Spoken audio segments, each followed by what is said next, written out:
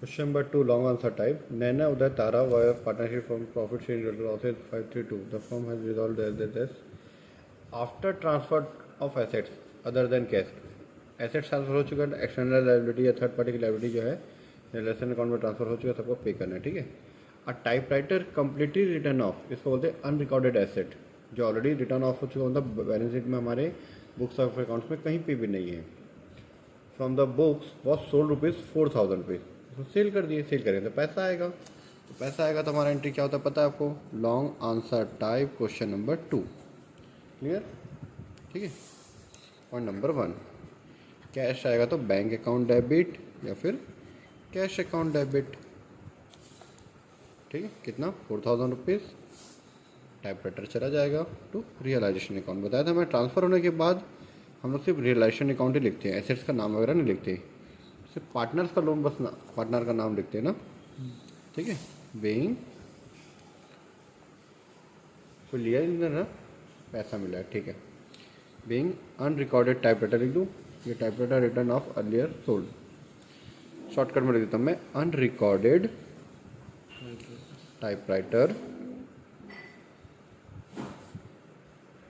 ठीक है, डबल ठीक है नहीं, टाइप राइटर सोल्ड, कैश मिल गया, ठीक है। Point number 2, loan of ₹30,000 advance by Uday, advance loan दिया था ₹30,000 का फॉर्म को, to the form was paid back, उसको पे हो गया, पे हो गया तो फॉर्म बताया था पार्टनर का जो लोन है वहाँ पे रियलाइजेशन नहीं आता, वहाँ पे उसका नाम आता है, ठीक है। उदय को पैसे मिलेंगे तो उदय को ना रिसीवर है, उदय लोन अकाउंट डेबिट कितना था, 30,000, ₹30,000।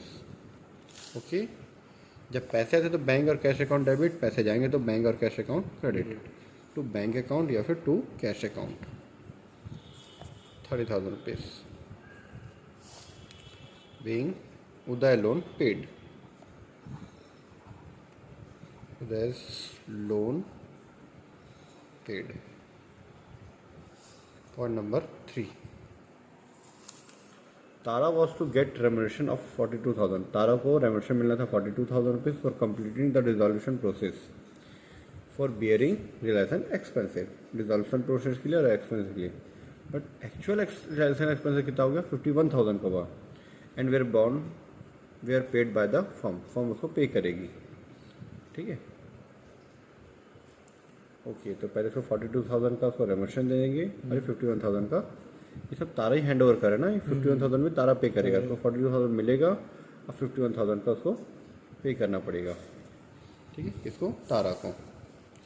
तो जब उसको मिलेगा, ठीक है, तारा को मिलेगा, यहाँ पे 2 पॉइंट है, थर्ड का 2 पॉइंट है, तो 2 पॉइंट है, तो यहाँ पे मैं A पॉइंट डाल देता और B पॉइंट डाल दूँगा, ठीक है। एक्सपेंसेस है तो डेबिट करते पेमेंट के टाइम पे, तो उसका नाम आता नहीं है, तो उसकी हम क्या करें, रियलाइजेशन अकाउंट डेबिट। अगर कैश पे होता तो टू कैश अकाउंट फॉर्म से, पर किसको पे रहा, तारा को, तो टू तारास कैपिटल अकाउंट। कितना है, ₹42,000 का रेमुनेशन, ₹42,000, ठीक है, ये रहा 42,000 का रेमुनेशन, ठीक है। being remuneration paid to Tara, short में, ठीक है। अब B पॉइंट, अब तारा क्या किया था, उसको 42,000 मिला है, पर वो 51,000 का पे किया है, वो पे किया, तो ताराज कैपिटल अकाउंट डेबिट, इसको मिल रहा था तो क्रेडिट, अब वो दे रहा है तो debit, Tara's capital account debit, कितना, ₹51,000 ना, to realisation account, to realisation account ₹51,000, ठीक है। ये इस लॉस को या उस एक्सपेंसेस को बियर किया है, ठीक है। बीइंग रियलाइजेशन एक्सपेंसेस, ठीक है, आर छोटा लिख देना, एक्सपेंसेस बॉर्न,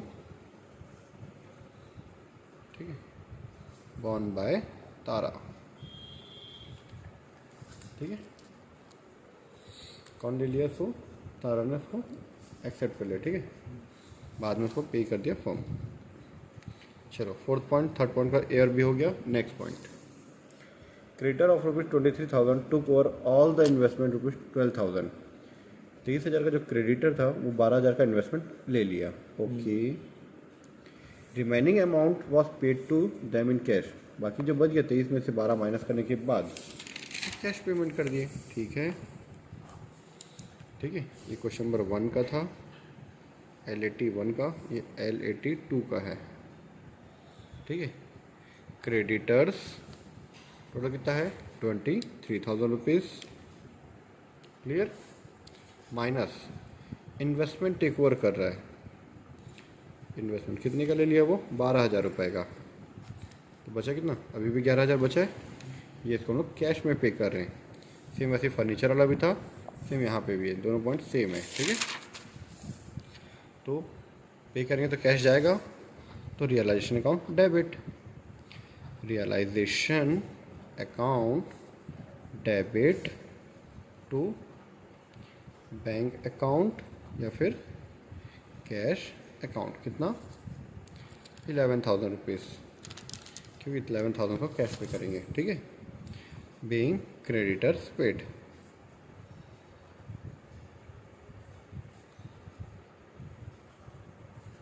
ठीक है, क्लियर?